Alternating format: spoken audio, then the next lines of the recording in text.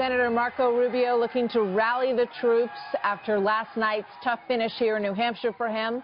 The Florida senator praised his team, and then he did something interesting. He put the blame for what happened in the debate squarely on himself. I know many people disappointed. I'm disappointed with tonight. I want you to understand. But I want you to understand something. I want you to understand something. Our disappointment tonight is not on you. It's on me. It's on me. I did not do well on Saturday night, so listen to this. That will never happen again. You hear the crowd respond at Rubio headquarters last night. Joining me now, Republican Congressman from South Carolina, Trey Gowdy, chairman of the Benghazi Select Committee and a Marco Rubio supporter. Congressman, welcome. Good morning to you. Good to have you with us today. Yes, ma'am. Thank you. So first of all, tell me your thoughts about what happened in the debate and the ownership that the senator took for it last night. Well, those of us who know Marco are not at all surprised at what he said last night. He is one of the more principled, honorable, character-laden people that I have been around, and he is a brilliant communicator. And I think part of it is that he is judged against his own standard. He's so good in debates. Whenever he's not perfect, it stands out. And I would just encourage people, look at some of the answers he gave later in the debate, Martha. I mean, his answer on building a Sunni coalition was fantastic. His answer on why he's unabashedly pro-life and the definition of conservatism. I mean, I get that that's not what people saw, but 80% of that debate was typical Marco Rubio. And those of us who know him are not surprised that he would take responsibility, but we're going to give him a boost in South Carolina.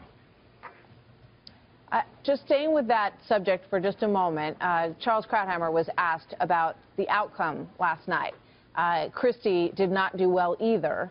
And, you know, so it raises the question about what happened between the two of them last Saturday night in that debate and whether or not it was a positive thing for the Republican Party. Here's Charles Krauthammer.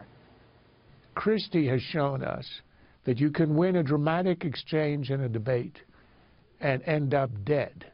You know, you wound your opponent, but that was essentially a kamikaze attack. Your thoughts on Chris Christie and what he did at that debate? Well, Dr. Krauthammer is one of the smartest people I've ever been around, so I will not disagree with him, not publicly at least. In this particular instance, he's right. What Chris Christie did was an in-kind contribution to the Democrat Party. There was no chance that Chris Christie was ever going to be our nominee, and he's certainly not going to do well in South Carolina if he bothers to come. Marco Rubio can win in November. In fact, he can win. He's more likely to win than any of our other candidates. So what Chris Christie did is just hurt Marco Rubio, but he didn't help himself, and in the process, he helped whoever the Democrat nominee is.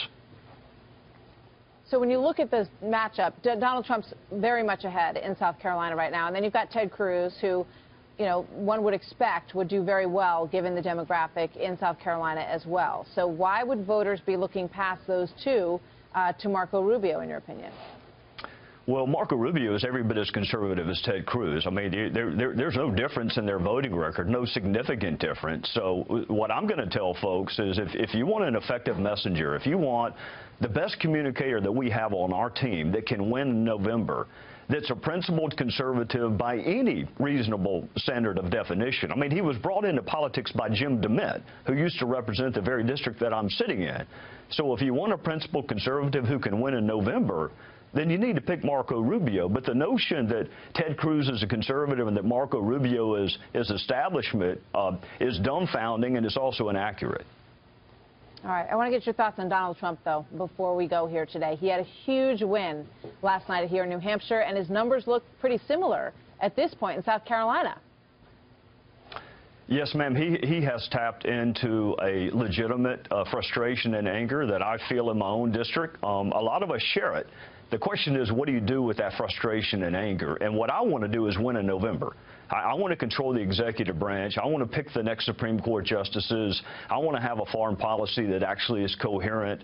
So I get the anger. I get the frustration. I want to translate that into victory. So, in other words, making a point is fine, and the point has been made. I am much more interested in making a difference, and the way to make a difference is to win in November, and Marco is our best chance to win. Congressman Trey Gowdy, always good to have you with us, sir. Thanks so much. Yes, ma'am. Thank you.